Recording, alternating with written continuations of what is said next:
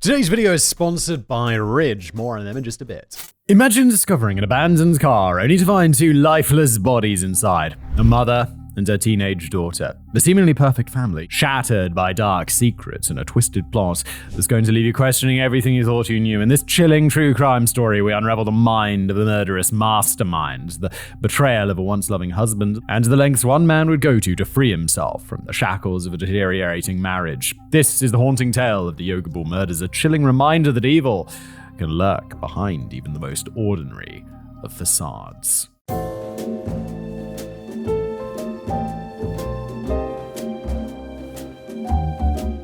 And with that, welcome back to another episode of The Casual Criminalist, everybody. I, as always, am your host, Simon. Welcome. George has written this one for me, The Yoga Ball Murders. Those intros. Since I started doing it, it feels so dramatic. And now, in today's episode, but I love it. And I did it because I wanted to hook people in and get people excited about the episode rather than just immediately just leave off, start off the episode with me rambling away. George has written this for me, Yoga Ball Murders. I already said that. Normally when there's one of these, you're like, this title structure, it'd be like, the Greyhound murder. You're like, well, the murder occurred on a Greyhound then, didn't it? That sort of stuff. But Yoga Ball, how does someone get killed with a Yoga Ball? Isn't that the thing people sit on in offices? Or, I've been to yoga, I've seen people do yoga. I've always had, isn't a yoga mat the thing? What do you do with a Yoga Ball? Anyway, let's just jump in. When do I get my Yoga Ball back? At 3:35 p.m. on the 22nd of May, 2015, Tang Yuling, a nurse at Shatin Hospital. There's a hospital called Shatin. Sorry, I'm a child. Was driving down Saisha Road after a long and tiring shift serving the ill and the infirm of Hong Kong. Her exhaustion, coupled with the miserable wet weather, was making her want to get home with all due haste, but she was still very much aware of her surroundings, so she couldn't help but notice something odd. In the road ahead of her, a yellow Mini Cooper parked at an unusual angle in a bus stop to the side of the road. Its engine was idling and its windscreen wipers were still operating, and what's more, there was seemingly no one inside of it. She glanced at the unusual scene as she passed, but saw nothing that would cause any alarm, so she continued on her way and didn't panic, at least not yet. Yeah, that's fair. I'll see that yellow Mini Cooper. If there was a car just parked in a bus stop wheel, I'd probably slow down and be like, what's good, rubberneck it, what's going on over here? And then I'd just be like, there's no one there. It's probably just a dude having a slash. Is that an American? Do you say that in America? It means having a piss, having a whiz, taking a leak. The panic came 40 minutes later at 4:15 p.m. when she came back down the same road and the Mini was still sitting there in the exact same manner as before, but now the rain had stopped, so the still turning wipers naturally attracted her curiosity. She slowed her car down as she approached to get a better look at the situation, and she was shocked to discover that contrary to her initial assessment, the car was anything but abandoned, as both the driver and passenger were still inside, slumped down in the seats. At that point, that's when I call the police. At first I'd be like, okay, so the car's been there a while, and it's bad. I'll probably have this internal discussion with myself being like, no, it's fine. Probably nothing going on. It's fine. Everything's good. And I'd slow down and take a real good look. But if I didn't see the people slumped there, is it bad that I'd be like, oh, it's probably fine. The bus is going to come along every now and again. And the guy who drives the bus works for the city. He'll know who to call. And it's not going to make a difference because I'm assuming these people are dead, right? But still, it makes me wonder, should I call the police at that point? Look, if I saw the people slumped in the seats, I'd be like, okay, it's time to make a call to the constabulary. Just wanted to interrupt today's video to tell you about a new sponsor. Well, not a new sponsor, but a new product from a new sponsor, and that would be the beveled ring set from Ridge. The Ridge beveled ring set is the perfect solution for anyone who needs a ring to keep up with their busy lifestyle. It's made up of premium materials, including carbon fiber, tungsten carbide, and titanium, which is the same as Ridge's signature wallets, which I have right here. Look, this one, the titanium wallet, matching up with the titanium ring. Perfect. It's got an outer beveled edge and an inner convex shape, which provides comfort, and it means that you're not going to get pinched by it, which no one likes. And look, the best part, each ring comes with a high-quality dual-band silicone, so you can just pop this one off and pop this on if you're looking for something a little bit more comfortable, which gives you more options if you're doing something where a regular ring might get in the way. And look, you don't have to worry about losing this ring or it not fitting correctly because Ridge offers lost and resizing protection. You can exchange your ring for a different size, no questions asked. And speaking of impressive wallets, don't forget that Ridge also make wallets, of course, as they always have, and also their new key case, which is fantastic. So if you want to check out the Ridge beveled ring set, be sure to click on the link in the description below or go to ridge.com/criminalist and use the promo code criminalist for a 10% discount. That's ridge.com/criminalist. There's a link below. And now back to today's video. Immediately knowing that something was wrong, she slammed her car to a halt, slapped on her hazard warning lights, and sprinted over to the car to better assess the situation. She knocked on the window lightly at first, reasoning that the pair might only be asleep. But when they failed to respond, she knocked even louder and harder. She quickly realized that the pair were not going to wake up, so she opted to take a more direct approach, swinging the car door open before pouncing on the pair, desperate to get some kind of response from them. But I guess this is what you would do, right? Because I'd call the police. I guess I'd call the police first. Like, I'd call I guess I'd be calling. I don't know. I'm thinking of police because I'm presenting a show called The Casual Criminalist. But the reality is, I probably think it's an accident, so I'd call an ambulance. Right? You call an ambulance, be like, yeah, I need an ambulance. And they'd be like, "We're on our way, sir."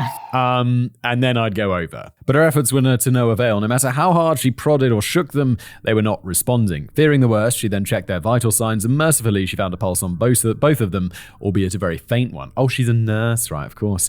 Her options exhausted, Tang Yu Ling did all she could in that situation and called an ambulance, pleading with them to get to the scene as soon as possible, before turning her attention back to the pair and desperately trying to get them to respond once again. A crowd began to form around the scene as Yu Ling's efforts grew more and more frantic, and one man, a passing jogger, emerged from the crowd to assist. His efforts too came to naught. Fortunately, they were reasonably close to Sha Tin Hospital.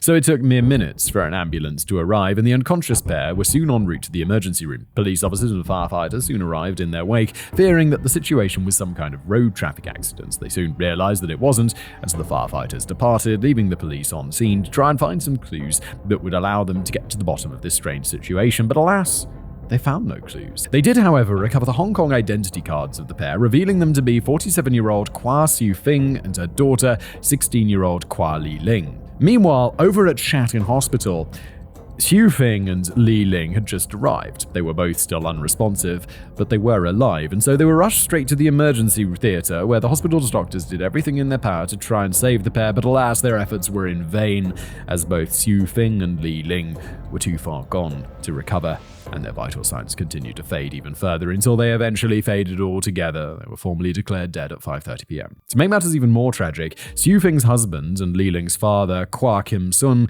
worked at that very hospital as an anesthesiologist, and he was on shift when they were admitted, but despite his close proximity to the unfolding tragedy and being immediately informed of their situation, he was unable to make it to either of them before they passed, only finding his way to the morgue at 8:30 p.m. after his shift had ended. That is fucking brutal. Jesus. The mortician on duty that evening noted a bizarre calmness in Kim Sun, one bordering on total disinterest in this situation. The mortician thought little of this at the time, attributing it to emotional overload, completely understandable in the light of the tragedy that he had just suffered. Little did that mortician know, however, Kim Sun's disinterest was the result of a dark secret that he was harboring, and that secret was that he had killed them. Oh my god. No burying the lead in today's episode. Although even from the intro, I was like, there's something with the husband. He's going to extreme lengths. I mean, not that you watch these anyway and you're like, it's always the husband. The number one thing you're like, it's the husband or the wife. It's always them. That's the one thing I learned from CSI. This naturally raises some questions. What could have driven a husband and father to commit the ultimate betrayal of those that he should have protected above all others? How did he even do it when he was working in the hospital? Those questions and more we shall answer for you today as we unravel the mystery of the case that gripped Hong Kong in the mid-2010s, the Yoga Ball murders. So let's begin, though, by rewinding the tape back to the very beginning of the story and have a look at the situation within the Kaur family. Chapter 1. Meet the Kaurs.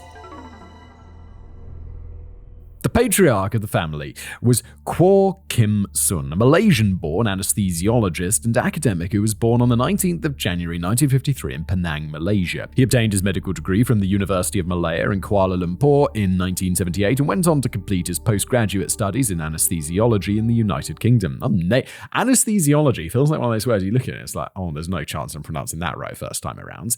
And it's like not that difficult. Nailing that shit. Well played, sir. That was good.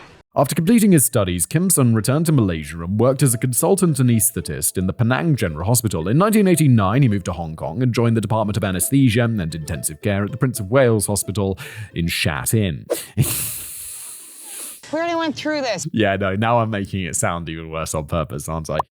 He later picked up a side gig as a professor of anesthesiology at the Chinese University of Hong Kong. He was known for his research in the field of anesthesiology, particularly in the use of nitrous oxide as an anesthetic. Have you ever done nitrous oxide? I've done it a few times. And it's always like, it's laughing gas. I don't know how this was legal. When I was a student, you go out to like a nightclub or whatever, and they'd sell that shit. Like, I guess because it's not illegal.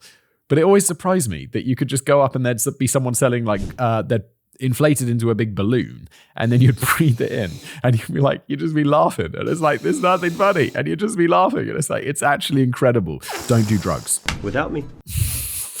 Sells drugs hard, says don't do drugs. I'm sorry, okay? I'm sorry. I'm just telling it like it is. Look, everyone knows drugs are great because otherwise people wouldn't be addicted to drugs, would they? I mean, I don't mean drugs are great. They're probably detrimental for society, at least a lot of drugs. But like, look, if they weren't enjoyable, would they be that popular? Like, everyone understands like nicotine is super addictive and cigarettes are bad for you. But if nicotine wasn't awesome, like people are like, oh, it's just addictive. And I'm like, no. Like, nicotine's really nice.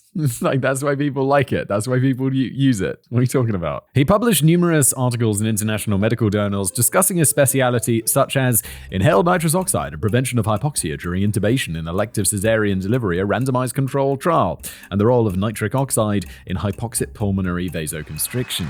God damn. Would you believe it if I told you there wasn't an edit there? I just got those right first time. Swear to God, I didn't do anything. God, sometimes I think, sometimes I'm just like, I don't even know how to read. And sometimes I'm just like, I'm a reading god. His expertise won him worldwide acclaim, and he was often invited to speak at conferences and seminars around the world. Apart from his academic work, Kim Sung also was an avid sportsman. He was a skilled runner and often participated in marathons across Asia. Is skilled the right way to describe a runner?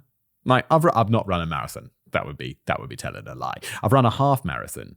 And it's like, set a decent time, but I wouldn't describe myself as a skilled runner. I'd describe myself as just a runner, like you run. Is there really much skill to it? It's like you run, and the more you run, the better you get at it, until then you get your body ruined, and then you get worse at it. I had shin splints for a while. It's very unpleasant. He also enjoyed hiking and had climbed several peaks in the Himalayas. Jesus, what is this? His dating profile. It's not a Tinder thing. Kim Sun's wife and matriarch of the family was Kwo Siu Fing, born in 1968 in Penang, Malaysia. She was the eldest of 3 siblings and by all accounts was raised in a close-knit and loving family. Her parents instilled in her the importance of compassion, education, and family values. These lessons would go on to shape her life and inform her approach to parenting. Growing up in the bustling streets of Penang, Kwo Siu Fing was exposed to the rich tapestry of flavors and aromas that the city had to offer. Her mother, an excellent cook herself, taught her the secrets of traditional Malaysian cuisine. These formative years spent in the kitchen with her mother ignited a lifelong passion for cooking and experimenting with new recipes. I've been to Malaysia, actually. Kind of totally forgot about that. I've been to Kuala Lumpur and some other places. It's an interesting country. Good food. She attended St. George's Girls' School, a well-regarded institution in Penang. Here, she excelled in her studies and participated in a variety of extracurricular activities, including sports and the choir. Her teachers and peers remember her as a bright and diligent student, always eager to help others and contribute to the community. In 1988, they moved to Kuala Lumpur to attend the prestigious University of Malaya, where she studied nursing. During her time at university, she met Kwa Kim Sung. The two quickly became inseparable, and after graduation, they decided to build a life together and tied the knot in 1992 in the UK. The couple eventually moved to Hong Kong, settled down, and started a family, with Siu Fing embracing a role as a dedicated mother and homemaker. Her early life experiences, combined with her strong family values, provided the foundation upon which she would try to create a warm and nurturing environment for her own family. The pair would go on to have 4 children, 3 girls and a boy. 3 of their children we shall not name or provide a biography for, as they're still alive and well to this day, and we don't wish to invade their privacy by bringing undue attention to them. Excellent. Yeah, I always do this. I think, I don't remember if it's George, it probably wasn't George, but early on in this show, that I'd always be like, why are we naming all these people? They got nothing to do with this. They probably just want to be left alone. I'm cutting this out. I'm cutting this out. Cutting this out. Because why? Doxing people, as the kids call it, is not cool. You don't want to bring attention to people who don't want attention brought to themselves. These aren't public figures. They're just trying to live their lives. Leave them alone. Sadly, we cannot say the same for Li Ling Kuo, Sing Feng, Siu Fing, and Kim Sung's middle daughter, who is already known to not survive her father's crime. She was born in 1999 and is described by a surviving family as a social butterfly who lit up any room she found herself in. A gifted and charismatic young woman, she found her calling in the performing arts, with her talents including acting, singing, and dancing. She was often involved in local theatre productions and school performances. She also had a keen interest in fashion and was known among her friends for a unique and bold sense of style. She also had a close bond with her siblings and was especially protective of her brother. Together, the core children formed a close-knit and supportive unit, each with their unique talents and interests. That's nice and so sad. Like, because I'm thinking about this now, I always manage to, I don't mean to like drag on about it, or like drag on. Just, where you waffle too much. Like, I'm already known for that. But it's like now, I've got 2 kids. And they're getting to that age and you see them play together. It's so nice. But you also see them fight together. And you're like, oh, I hope they like each other. It's like, come on, like each other. No pressure. Xu Fing took immense pride in their children's accomplishments and endeavored to provide a loving and nurturing environment in which they could grow and flourish. From the outside looking in, it would be easy to assume that the Kors had the most perfect and enviable life, but appearances can be deceiving. And in reality, the family was being torn apart by the disintegration of Xu Fing and Kim Sun's marriage. The collapsing marriage. There's no nice way to say it, but Kim Sung had grown tired of Xu Fing. She was 36 as of 2004, and in his opinion, her looks were disappearing fast, and he was none too happy about that fact. Mate, do you not realize people get older? It's like, that's what happens. I'm sure you also got some wrinkles. Sadly for Xu Fing, her youthful looks appear to have been a dam holding back the torrent of her husband's inner wickedness and vindictiveness. He began starting arguments over everything and anything and chastised and belittled her over everything else. It mattered not if they were in public in private, nor if Xu Fing had even done what she was being accused of. Now that he didn't find her attractive, she was naught but a verbal punching bag to him, an inconvenience, a blight on his otherwise perfect little life, and he took every opportunity to make her aware of that cruel fact. Well, look, I know it's no surprise to anyone because we already know this guy murdered people, but he does sound like a right piece of shit, doesn't he? One thing that seems to have been a regular point for verbal beatings was Xu Fing's parenting. Kim Sung believed, or at least claimed to believe, that she was too soft on the children. As far as he was concerned, she was a disastrous failure of a mother. And of course, he took every opportunity to tell her this. Yesterday, my wife.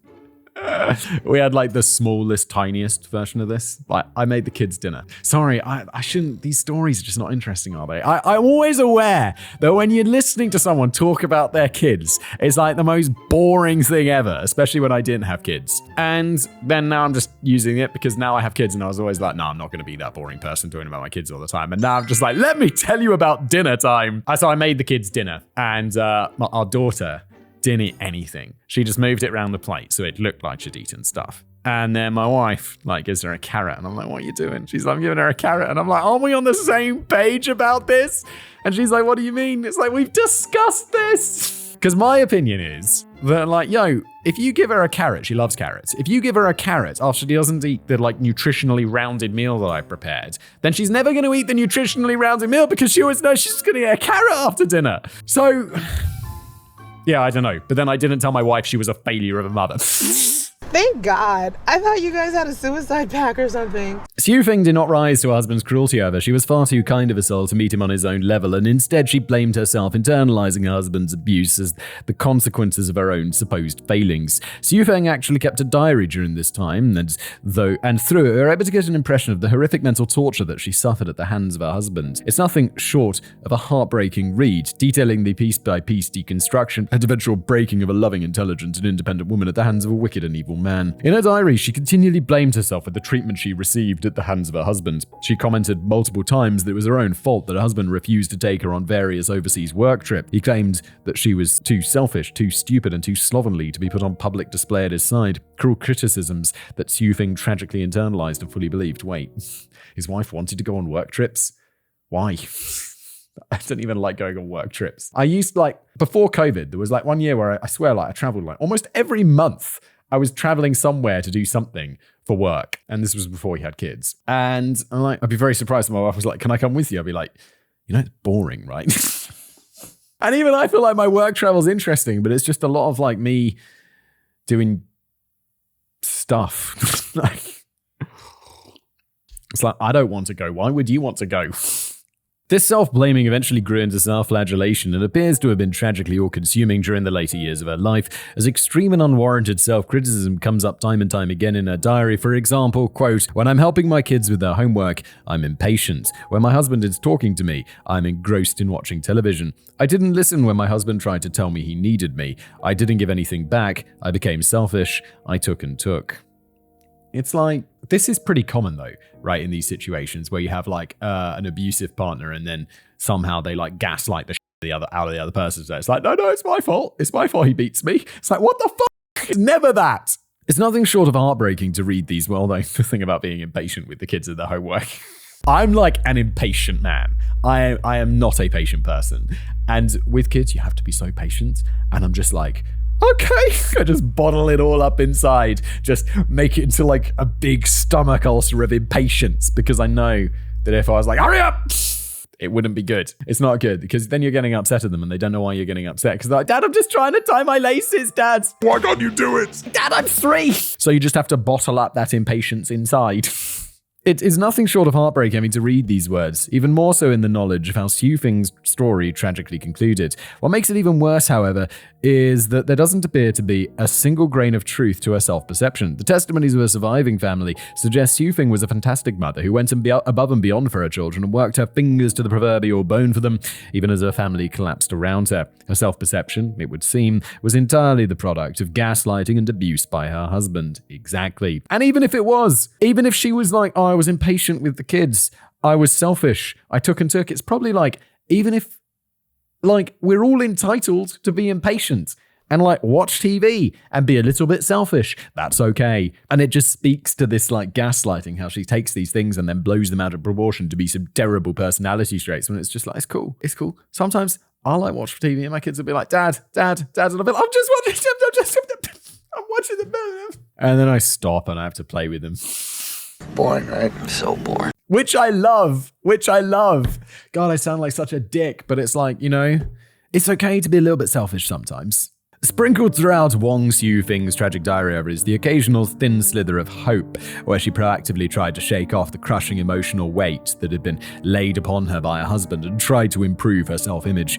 Throughout her entries for September 2013, for example, she described how she had signed up for a self-help course called The Transformation 70 Experience, a 5-day seminar that taught stress release, tips on building a positive life, and the importance of teamwork and experience sharing. This appears to have been a great help for Xiu Feng, as following her attendance at this course, you begin to see a positive, albeit quite quiet voice desperately trying to fight to be heard over the overwhelming negativity that otherwise filled her diary entries. Accounts of her many quarrels with her husband were no longer filled with naught but self-flagellation, but instead with positive and reassuring lines such as, I am a passionate, committed, and loving woman, a line she wrote over 26 times throughout the later entries of her diary. It reminds me of the Ice Friend, isn't it?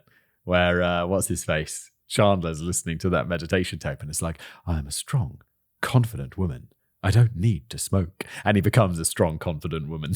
Oh my God! This commentary is speculative. Of course, we can make educated inferences about what she was thinking as she wrote these extracts, but ultimately, we do not know for sure. One thing that is clear beyond all doubt, however, is just how much she loved her children, as evidenced by lines such as, I needed to tell my children I loved them very much, that mummy was going to be more responsible from now on, be a caring person, rather than an impatient one. Unbeknownst to Xiu Feng, however, try as she might, and however much she might wish for things to be different, the marriage had long been broken beyond the point of saving. Her husband had found himself a mistress back in 2004. Bro, that was like 9 years before this. When he first started making things rocky. Oh my God, this shit goes on forever.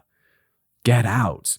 Her name, and I'm sorry, that sounds like I'm blaming her. I'm not. I'm just saying I wish she had got out, obviously. Her name, Shara Lee. She was one of his PhD candidates turned lover, and the romantic relationship continued once Shara graduated and joined Kim Sung's team in a paid role. The illicit affair would only crescendo with time, and soon enough Kim Sung bought them a love nest in Ma Tua Wai, and eventually he would even try to integrate Shara into his family, bringing her into the family home as a Chinese tutor for his children. It was nothing but cover for her to be in the house and to have his children start to build a bond with her. That is fucked up, dude. That is so fucked up. Look, people get divorced. I get it. But just do it cleanly. Why does it have to be this fucking weird, bro? It doesn't. Xiu Feng uncovered her husband's affair in 2013, shortly after she attended the Transformation 70 Experience. I have to say, the Transformation 70 Experience sounds like some cult shit, though, doesn't it? It was exposed publicly and brutally at a family friend's barbecue, and an argument ensued. This argument only ever grew more fierce by the time they got back home, and therefore the couple's 4 young children were dragged into the fray. This argument didn't stop for many months, only pausing when Kim Sung left the family home for work or went running off to his mistress. The non-stop arguing, a complete betrayal she had suffered by the hand of her husband, eventually proved too much for Sue Fing, and she filed for divorce in June 2014. Good. The divorce would never be ratified, however, because even after everything he had done to her, Kim Sung refused to give a single penny in the divorce. He would either take everything, including the kids, or there would be no divorce. Wait, this is 2014? What sort of rules are there in Hong Kong? That's not how it works. You're not just like, I want this and that's what I'm going to get. It's like, no, you go to court. Like, I've had friends get divorced, and it's like, and if they work it out amicably, fantastic. But if they don't, it's a nightmare of lawyers and courts and all sorts of shit. Like, you can't just be, that's what I want and I'm getting it. What's up, Hong Kong? He unfortunately, we're about to find out, aren't we? Thank you, George. He unfortunately held all the power in the divorce negotiations, as he was by far the richer of the two. And rather than finally setting his long-suffering wife free and allowing her a chance at happiness, he chose to all but hold her hostage unless she agreed to leave herself completely destitute and alone. What does he mean he's by far the richer of the two? That doesn't make any sense. My wife and I are like, we have money. I find it weird to use the word rich. It feels a bit weird.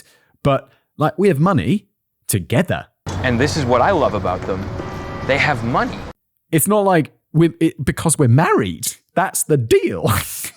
And also, like, she hasn't been my wife for the whole time, but, like, we made it all together. Like, she might not be at work with me, but, like, I get why half of my shit is hers. That's good thinking, okay? Stay conspicuous. That's good. Like, that's the game. Unable to secure a fair divorce, Sue Feng eventually backed down and the pair settled into an uneasy peace, living in the same house, sleeping in different rooms, and only ever communicating with each other by employing their children as messengers. That sounds like it's going to be really good for the children. The children are going to love that, and it's not going to scar them or mess them up in any way whatsoever. What the parents? Get your together. If your situation is this right now, check yourself before you wreck your children. It was an arrangement that seemed to work to some degree. Peace had returned to the house, and with the help of a clinical psychologist, Sue Feng was able to start piecing her life back together. She's still married and living in the same house as her abusive husband. How could she possibly start piecing her life back together?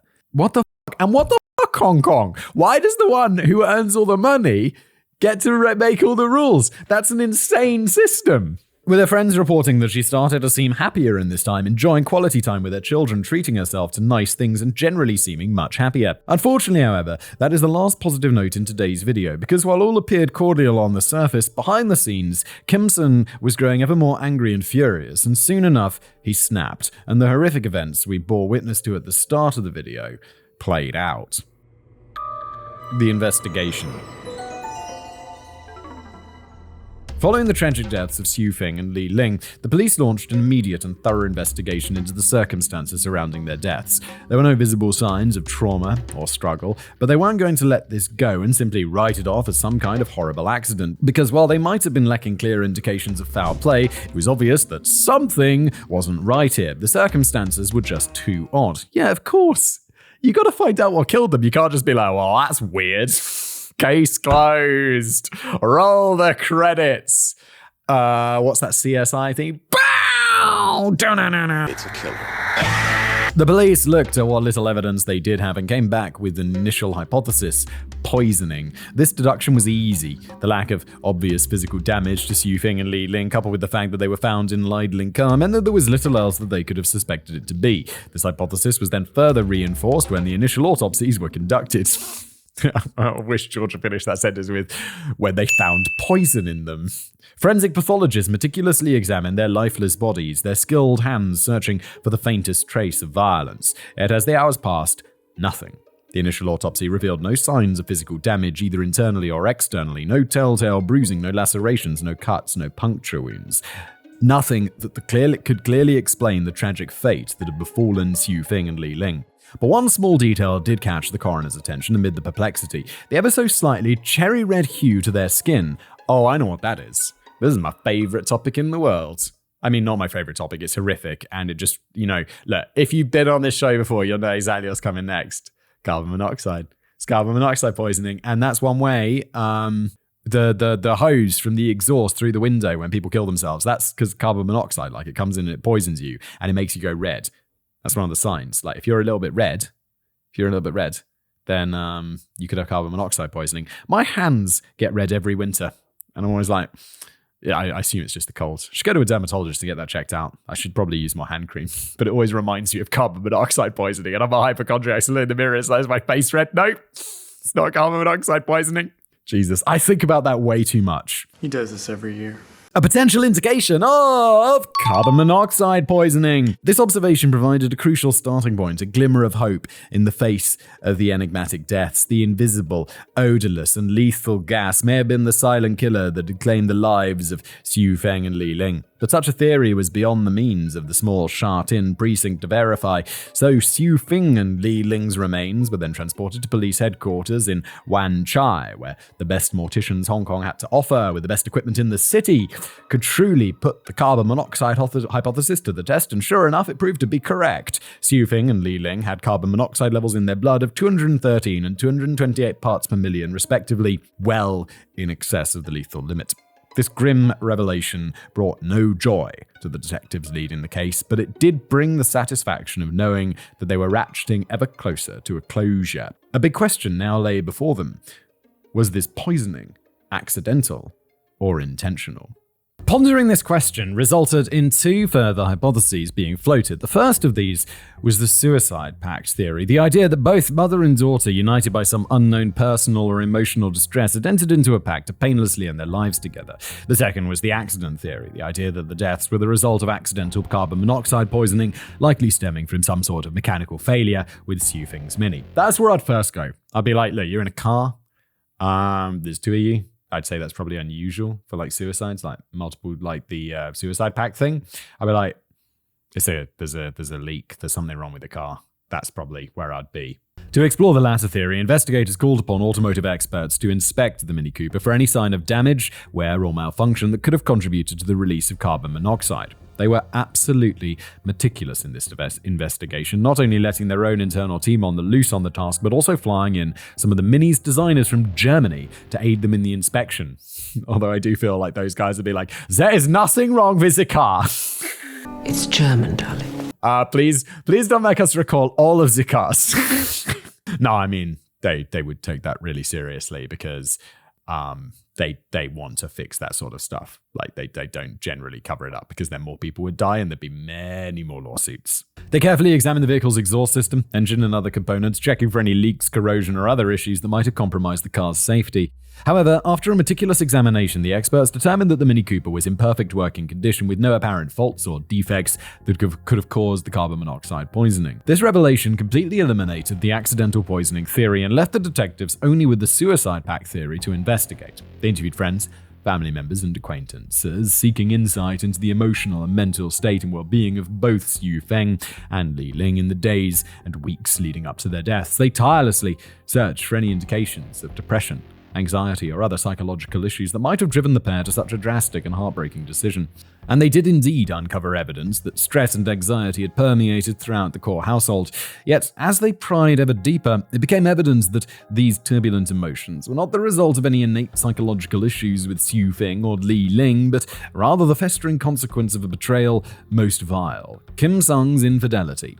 Suddenly, the pieces of the jigsaw began to fit together in the minds of the detectives. Both the now clearly nonsensical suicide pacts and accidental poisoning theories were cast aside as an altogether more plausible but more horrific theory came to the fore, that the insidious perpetrator of these killings most foul could in fact be none other than Kim Sung, patriarch of the core family. If he really did it this way, this seems like, I mean, one, you're the husband, so you're like suspect number one. Two, they're going to write off the accident theory almost immediately when they realize that the car is fine. And the suicide pact theory, they're also going to be like, well, there's no evidence for that either. So they're definitely going to look for a suspect, and it's definitely going to be you. Was this your best shot at killing them? It's stupid. It was no welcome revelation, but it made sense. Kim Sun and Xiu Feng absolutely hated each other by the time of the killings. Combine this with the failed attempted divorce and the mistress who had been slowly trying to integrate into his family, as well as the fact that he was an accomplished anesthesiologist, and it all just made perfect sense. But circumstantial evidence does not a solid ground for conviction make.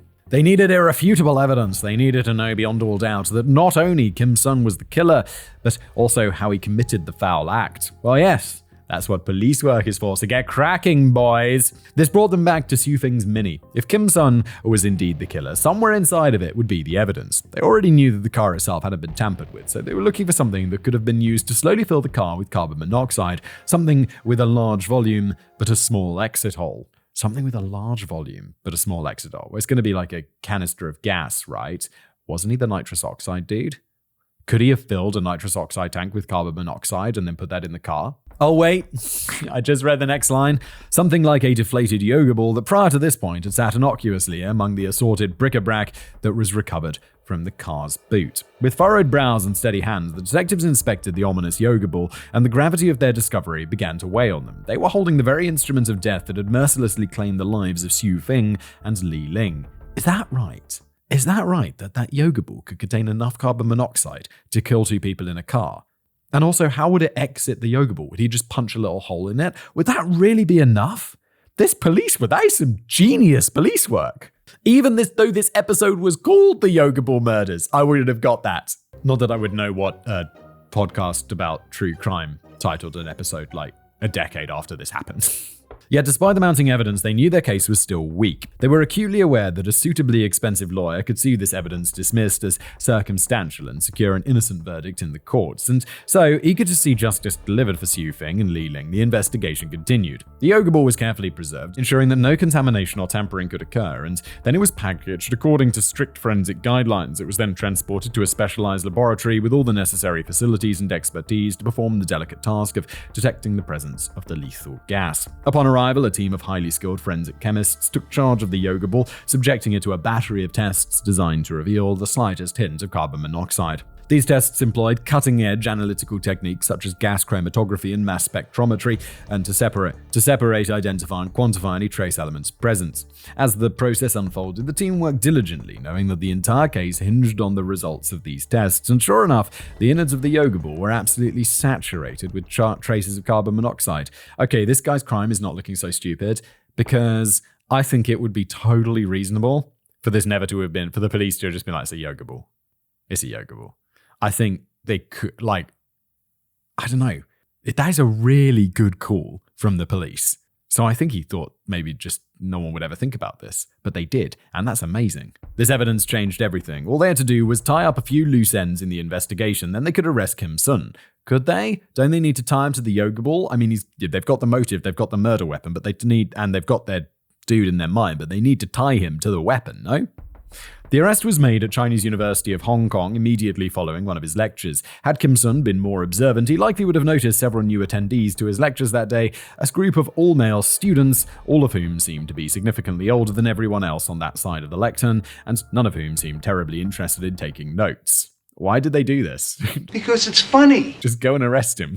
Why do you have to turn it into an unnecessary sting operation? When the lecture ended, those students approached Kim Sun and revealed themselves to be plainclothes police officers. They told him that he was under arrest and gave him 2 options. Either he would come with them quietly and have the dignity of a discreet arrest, or he could resist and get dragged off in cuffs in front of his students. Kim Sun, nothing if not an intelligent man, chose the former option. Yeah, because it's like, well, that's going to go 2 ways, isn't it? It's not like there's a third option. You just got to be like, okay. Lawyer, lawyer, lawyer, lawyer, lawyer! When they finally got him back to the police station, the man before them couldn't have been more different from the man they had consoled only months earlier. Whereas before, Kim Sun was a calm and charismatic man who spoke with purpose, he was now an erratic, struggling to make eye contact, jittery in his chair, and cracking in his voice. Yeah, because he's terrified. He's just been arrested for a murder, which, I mean, allegedly at this point, he committed. I mean, definitely in the minds of the police. Mannerisms that only crescendoed as detectives began to dismantle his web of deceit and exposed his inconsistencies and contradictions that permeated his every word. Initially, Kim Sun vehemently denied ever having seen the yoga ball, but the detectives presented irrefutable evidence of his purchase, including receipts and surveillance footage. Mate, did you have a lawyer at this point? Where's your lawyer at? Because surely he's not going to go, the lawyer's not going to be like, well, just tell them you never saw the yoga ball. Wait, did you buy the yoga ball? Dude. Trapped, he changed his narrative, weaving a story of the yoga ball being stolen from him in an attempt to cast suspicion on an unknown perpetrator. What are you up to? The investigators, however, remained undeterred, dissecting his account and exposing the glaring inconsistencies that rendered it highly improbable. As the detectives applied unrelenting pressure, Kim Sun's testimony morphed and devolved further still as he desperately sought an escape from the tightening noose. Suddenly, he was a fitness fanatic who bought the ball for personal use and had no idea how it got in the car. I don't know how that carbon monoxide got in there, no idea. Unconvinced, the investigators probed further, prompting him to change his story yet again. Unbeknownst to Kim Sun, as he sat in the interrogation room, spinning his ever-changing tales, the detectives were waiting to reveal all. As they listened to his frantic fabrications, they were, in fact, handing him the very rope with which he would hang himself. The seasoned investigators remained outwardly stoic, allowing him to weave his web of lies, while inwardly they steeled themselves for the inevitable moment when they would show their hand. He's probably, you gotta be like, holy shit, like, I thought this was locked tight. I didn't think. He's probably in his mind, like, just thinking, just screaming, oh my God, I didn't think you guys would figure this out. I mean, shit, well done. And what a moment it must have been for the detectives. There before them was a man with an ego so inflated that he thought he would actually be able to talk his way out of being caught red-handed. Soon enough, when it appeared as though Kim Sun had no more nonsense to spin, they revealed all. They told him that they knew he had bought the yoga ball, conducted bogus experiments to justify having it filled with carbon monoxide, and that he had intentionally left it in Xu Feng's car before removing the stopper, and above all else, they revealed that they had irrefutable evidence for every one of those claims. In short, they told him that he was well and truly up the proverbial creek without a paddle. The once chatty man then fell silent. And so, with it being clear that no further words, let alone a confession, would be coming from Kim Sun, there was nothing left to do but formally charge him and tell the judge that he was coming. The trial. And so, on the 21st of August 2018, with no confession having emerged among Kuo Kim Sung's ever-fluctuating ramblings and protestations of innocence, his trial commenced with Judge Judiano I Ling presiding. The case was to be heard by the Hong Kong High Court, second only to the Court of Final Appeal as the court of highest jurisdiction for criminal matters in the whole territory. In many ways, the emotionless postmodern facade of the building served as an apt metaphor for the cold and calculating story of betrayal in the case that was about to be heard within its walls. The prosecution, led by lead prosecutor Andrew Bruce, a man we already met back in our Braemar Hills Murders video. Okay, there we go. I guess, the big prosecutor, he's going to take on the big cases. Opened by showcasing their extensive evidence and compelling case against Kim Sun, revealing a complicated lattice of deceit, treachery, and Machiavellian scheming. They asserted that he had leveraged his anesthesiology know-how to devise a cunning and heartless strategy to eliminate his spouse Xu Feng and their child Li Ling. Why did he want to kill the child? She just happened to be in the car as well? The prosecution meticulously expounded on how he procured the essential apparatus and chemicals, including a yoga ball and the deadly scentless carbon monoxide. They then closed their opening remarks by asserting that Kim Sung had filled the yoga ball with gas, positioned it in his wife's car boot, and removed the stopper, creating a gas leak that would inevitably result in the untimely demise of the car's occupants. To reinforce their allegations, the prosecution showcased a litany of evidence such as security footage from both the university where he conducted his cover experiments and the store where he bought the yoga ball, phone logs, as well as expert insights in anesthesiology and forensic toxicology. They also summoned numerous witnesses, including co-workers, acquaintances, and kin, who attested to the Kuo's turbulent marriage, his extramarital affair with Shara Li, and his progressively unstable demeanor. I'm so impressed with the police. I'm so impressed that they saw through all of this. They found footage of him purchasing a yoga ball. They looked at his experiments at work and were like, those aren't real experiments. It's amazing. Hong Kong police, absolute mega props on this one. These accounts illustrated a harrowing portrait of a man whose yearning for a fresh start with his paramour impelled him to perpetrate a horrifying and inconceivable act against his own family. Furthermore, the prosecution highlighted the ever-changing nature of Kim Sun's testimony and the discrepancies in the explanation that he finally stuck to. They also highlighted the absence of sincere sorrow for his wife, remaining an emotionless obelisk in nearly all discussion regarding her. Tasked with the formidable challenge of spinning an innocent narrative out of the cavalcade of concrete evidence put before them, Kim Sun's defense team focused on arguing that the deaths of Wang Xu Feng and Li Ling were a sorrowful accident, not a premeditated homicide scheme.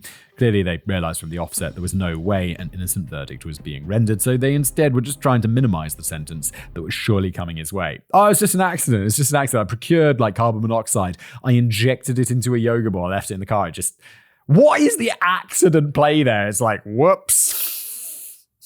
I don't understand. That is get better lawyers. Or is that the only thing you could go for? You got, surely, with this preponderance of evidence, you gotta plead guilty and hope for like a reduced sentence. Although double murder, I mean, you're going away forever, aren't you? Wait, do they have death penalty? They don't have death penalty in Hong Kong, I don't think.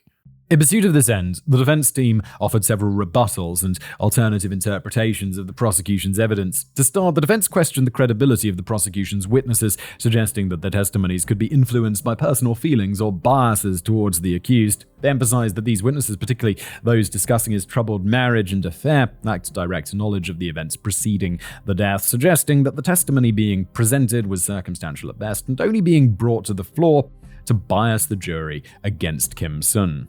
And then the defense went on to attack the forensic evidence. They contested the prosecution's claim that the presence of carbon monoxide in the victim's blood necessarily indicated foul play. Instead, they suggested it might have resulted from an accidental gas leak or another source. Yeah, except they tested the inside of the yoga ball, guys. I mean, this is better than the previous argument, but still, it's not very good. To strengthen their argument, the defense brought in their own experts who cast doubt on the plausibility of the yoga ball being the source of the gas, asserting that the prosecution's theory was speculative and far-fetched. The defense team also endeavored to establish an alternate timeline leading up to the death. They claimed that their client's experiments had, in fact, been legitimate, which could account for his possession of the gas and the yoga ball. He needed the yoga ball for his experiments? Okay. They also highlighted the absence of a clear motive for him to kill his daughter, Li Ling, maintaining that her death was an unintended consequence of an experiment gone awry.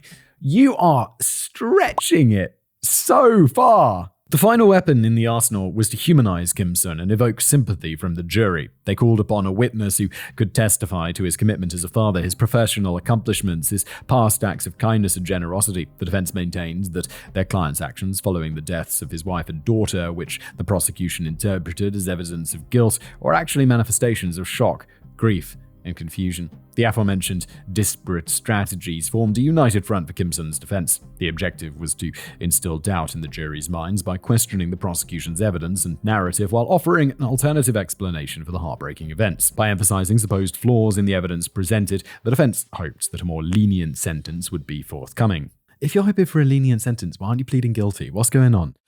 It's a lock, my guy. The most pertinent person to give evidence was Kim Sun's eldest daughter. During her emotional testimony, she recounted the day her father called her at university in Malaysia with the devastating news. She said that she had thought he was joking when he informed her of the tragic incident. However, her father sent her pictures, and she realized the gravity of the situation. That's fucked up. In what sort of situation would they call you up and be like, nah, you're having a laugh, ain't you? You must be joking. That's not very funny, Dad, but it's a joke, right? He's like, no, I'll send you pictures of your dead mum and sister. That's fucked up. What? I feel like if I heard that in court, I'd be like, that's really bizarre. That's the relationship. This guy's going to prison. Guilty. She further recounted returning to Hong Kong the next day and found her father, who she described as usually being strong, to be an emotional wreck. Oh, she's defending him. Oh, okay.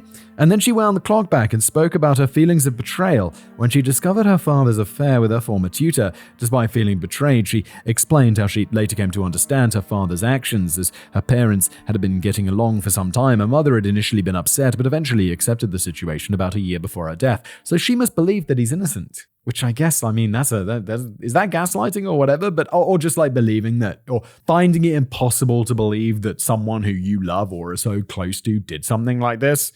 You'd be like, nah, no. And they'd be like, but look at all this evidence. You'd be like, yeah, but you're mistaken. It's my dad. Come on, it's my dad. I'm going to defend him in court.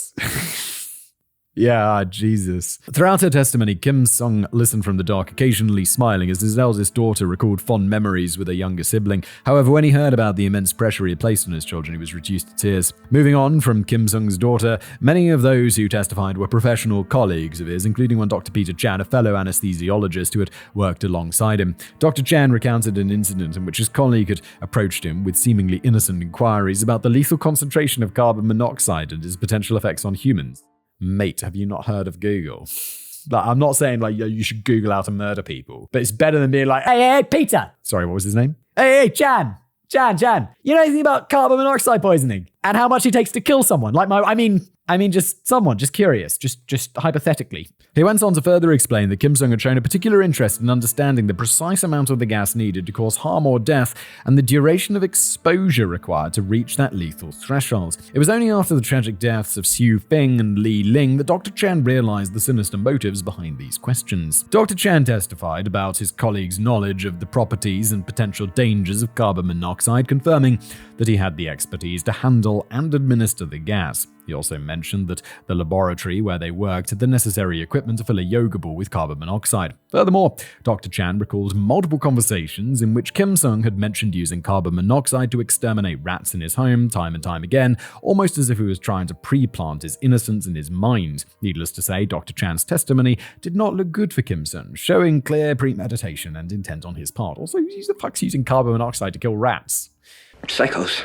Like, we had rats in my house, and they were in the attic. Not rats, little mice. They were in the attic and they're scamping around. And that's fine. And then one time they come downstairs and I'm like, okay, time to get the traps. And so we put traps, and now they're all dead. And now there's traps up there. And the first time it was like, I put like 12 traps out. There were 9 dead mice, like 9 dead mice. And I did not enjoy having to go up there and clear out these little mice bodies. It was like a week later. And now there are traps there, and the traps never trigger because the mice are all dead.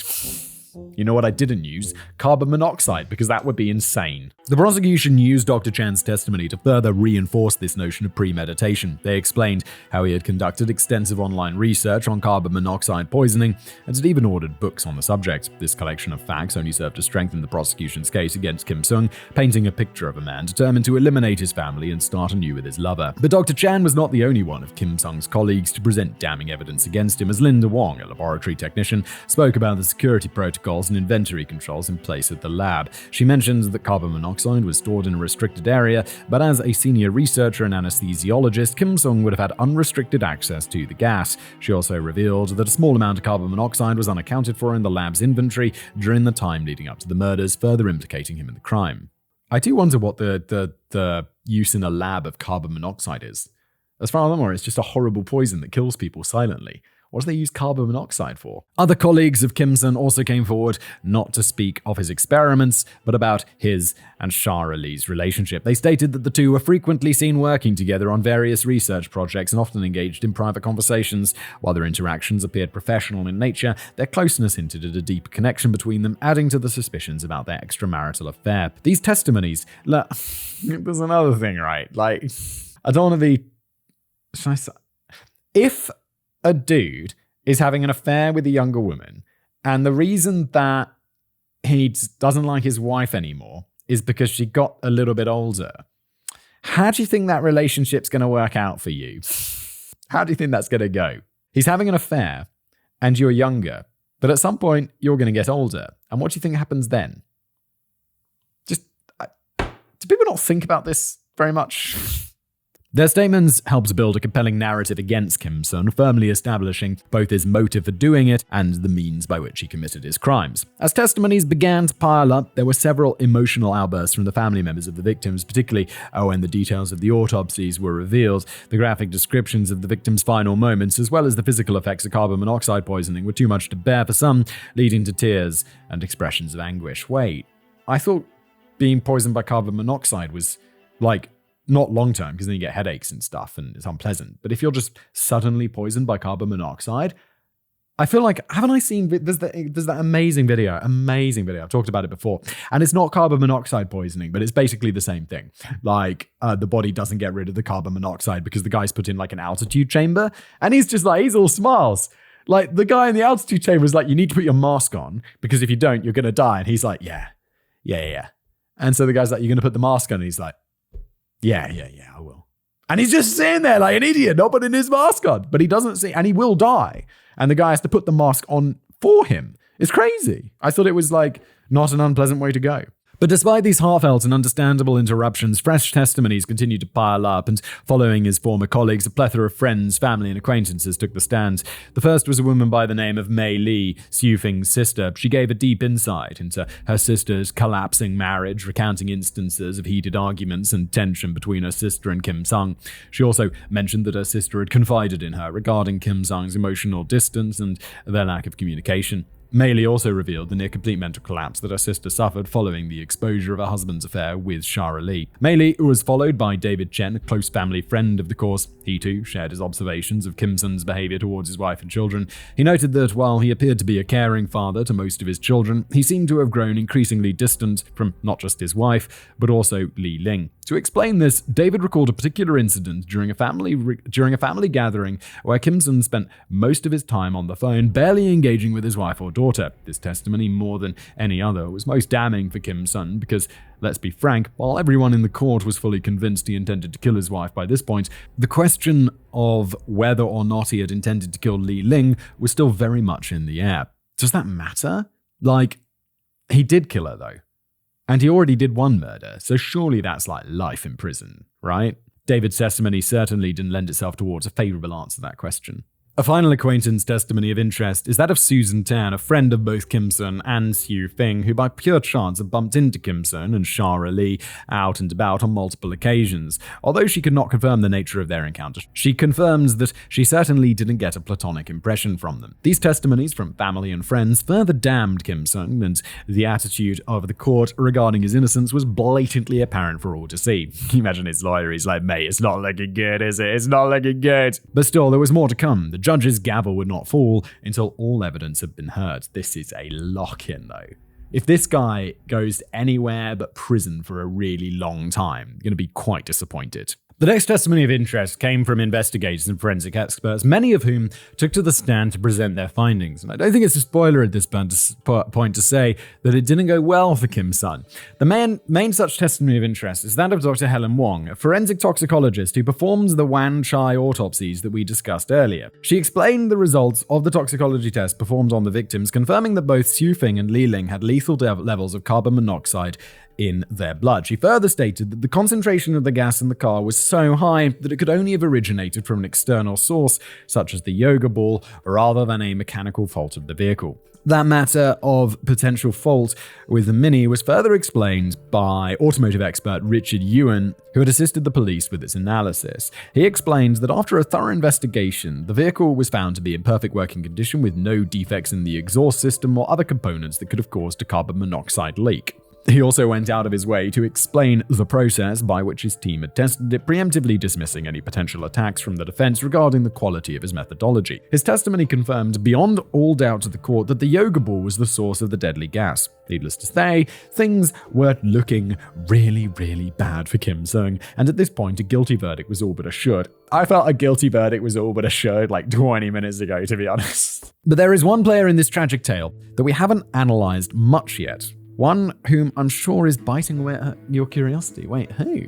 Shara Lee? Oh, the paramour! The woman he's having an affair with. Was she actually involved in the murders herself? Oh my god, I didn't even think about that! That'd be a shit policeman. This is amazing police work! I know that's less amazing, and that's just me being dim. Even George is like, I'm sure you're all curious, and 90% of you are probably screaming like, Simon, what are you talking about? How did you not know this? But yeah, good point. Good point. It should come as no surprise here that the court also had this question very much on their minds.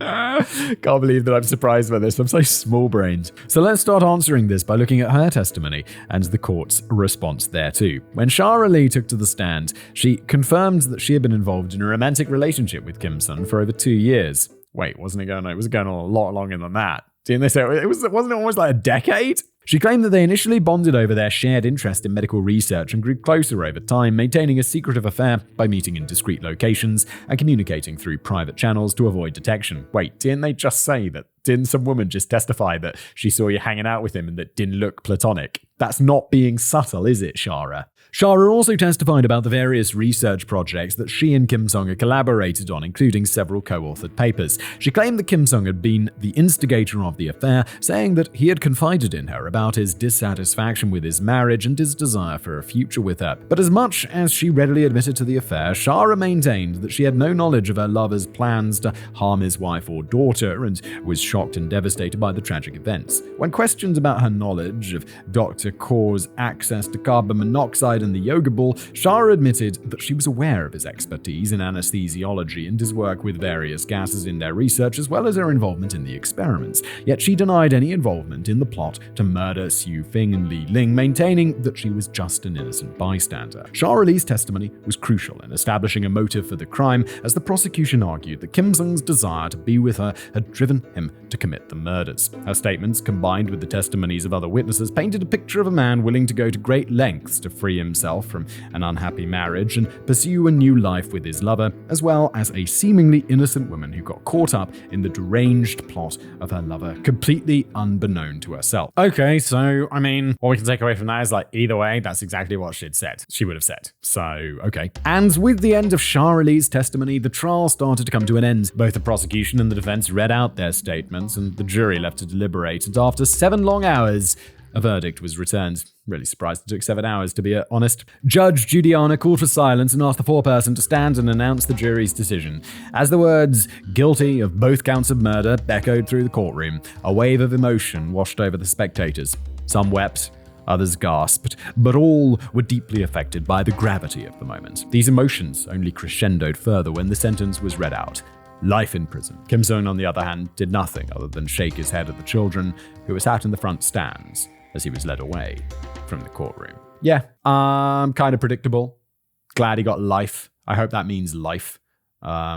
Because, yeah, guy seems like a bit of a piece of shit, doesn't he? Aftermath. Immediately following the reading of the verdict, Kim Sung was led away from the High Court in handcuffs for a one-way trip to that old haunt of this channel, Stanley Prison. Supposedly he was in tears, the weight of the guilty verdicts and subsequent life sentence settling heavily upon him. His once prominent career as a respected anesthesiologist now lay in ruin, and his future would be spent behind the cold, unforgiving walls of Asia's most secure prison. Really? Most secure? And Asia's big. And there's lots of scary prisons in Asia. I made a video about that one in Bangkok where they send the drug traffickers. It's like, oh my God, don't traffic drugs. Oh my God, just don't do it. You don't need the money that badly, I promise. Upon arrival, Kim Sung was processed and assigned a prison number, effectively stripping him of his identity and reducing him to just another inmate. An ironic twist of fate for a man who so clearly held himself in such high regard. He was then led to his cell, a small, cramped space furnished with only a bed, a toilet, and a tiny window that offered a sliver of sunlight, a stark contrast to the life of comfort and prestige he had once enjoyed. As the days turned into weeks and then months, Kim Sung struggled to adjust to his new reality. The monotonous routine of prison life, wake-up calls, roll calls, meals, and lights out, was a far cry from the intellectually stimulating work that he'd been accustomed to. His once brilliant minds, which had been responsible for groundbreaking research and medical advancements, now languished in the confines of the prison, exactly where it belonged. You'll be pleased to hear that Kim Sung continued to have a very miserable time of it as it went on. Sources for this time are few and far between, but from the few available, namely the testimonies of former inmates and a chaplain who has spoken on the matter publicly, the particularly heinous nature of his crimes made him a marked man among his fellow inmates. Yeah, he killed a kid. He killed his daughter. Well, I'm sure there's other people in the prison who killed their wives, but that's fucked up. From the first day he stepped into Stanley Prison, his days were filled with taunts, threats, and even physical attacks against him. In response to all of this, the Hong Kong Correctional Services, being the professional organization that they are, took measures to ensure his safety, and he was moved to protective custody, well away from the general population. But while the guards could protect him from the physical pain of a stairwell shivving, they could not protect him from the mental pain of being left alone with his own thoughts, and accordingly, it appears as though his mental state completely collapsed. We're drifting towards him killing himself, right? The daily stress of living in constant fear, the haunted memories of his daughter, the harsh realities of the concrete cage he found himself in, all proved to be too much for him. He maintained his innocence, however, and in the months following the trial, his legal team filed an appeal against his conviction and life sentence. They maintained that the evidence presented at trial was insufficient to prove his guilt beyond a reasonable doubt. Bro, there was a lot of evidence. And the jury's decision was influenced by the emotionally charged testimonies of witnesses, adding further that the case against him was largely circumstantial and that the prosecution had failed to establish a direct link between him and the deaths of his wife and daughter. As the appeal process commenced, his legal team presented 44 separate grounds of appeal. They claimed a lack of concrete proof tying Kim Sun to the crime scene and questioned the reliability of the forensic evidence that had been presented at trial. Moreover, the defense sought to highlight the possibility that the deaths were accidental rather than the result of a premeditated murder plot. However, these rehashings of previously heard arguments did not win favor with the courts, and on the 7th of June 2022, his appeal was completely rejected. Oh my god, didn't this all happen like years ago? Legal process is slow. In their ruling, the judges stated that the evidence against Kim Sun was overwhelming and that the jury's decision had been supported by a compelling array of testimonies, forensic findings, and circumstantial evidence. The appellate judges also noted that the prosecution had successfully established a strong motive for the crime, pointing to the troubled marriage and his desire to be with his mistress, Shara Lee. This decision marked the end of a long and tumultuous legal battle, leaving Kim Sung with no way out and no option but to face the consequences of his actions and remain in prison to this day. Okay, never mind. I thought with the prison was so hard, his mental state deteriorated, blah, blah, blah, blah, blah. I really thought that was leading to suicide. But I guess not. But what of Shara Lee? Her once private affair with Kim Sung and the double murder that resulted from it had been thrust into the public eye, and she was left to face scrutiny, suspicion, and the judgment of the city. And at least from my own experiences out and about in Hong Kong, George lives in Hong Kong, she has not been treated favorably by the court of public opinion. There are many that believe she must have played a more significant role in the tragic deaths of Xu Fing and Li Ling. Rumors circulated that she had been aware of her lover's murderous plans or had even been complicit in the crime. However, during the trial, Shara Lee had vehemently denied any knowledge of Kim Sun's intentions or involvement in the plot to murder his wife and daughter. The prosecution, too, had been unable to provide concrete evidence linking her to the crime. As a result, she managed to evade any criminal charges, allowing her to walk free from the courtroom and rebuild her life. This proved easier said than done, however. In the months following the trial, Shara Lee found herself the subject of relentless media attention and public scrutiny. Her every move was analysed and dissected, and she was hounded by reporters seeking interviews or exclusive insights into her relationship with Kim Sun. She eventually faded from the public spotlight, however, and got on with her life and remains a free woman in Hong Kong to this very day. Which, yeah, of course she would, because she's not guilty of anything. And so, with that, the story of the Yoga Ball murders comes to a close. Look, in videos such as this, it's inevitable that far more of the script will be devoted to the horrific perpetrators of the crimes than the victims. That's an unfortunate reality of the medium. But it being a necessity doesn't mean we have to like it. So as we bring this video to a close, let's do what we can to right that wrong. Let's cast the name of today's murderer from our minds and fill that space in our brains with the names of today's victims, Kwa Xu Fing and Kwa Li Ling. 2 lives tragically cut short by a monster.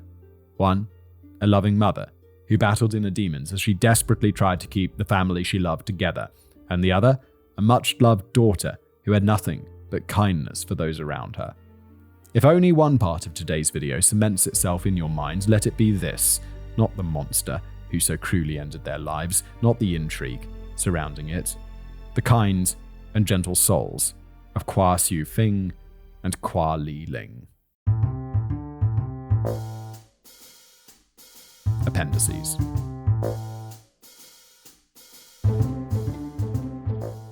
Number 1. So contrary on my research methodology for this piece, okay then, the story of the Yoga Ball murders presented several hurdles I've not had to jump through before in researching Hong Kong criminality. Okay, and George has jumped through some hoops previously. He's told me before, and he's told us before in scripts he went to this archive, he talked to this police officer. He's been, far. Primarily owing to how recent the case is.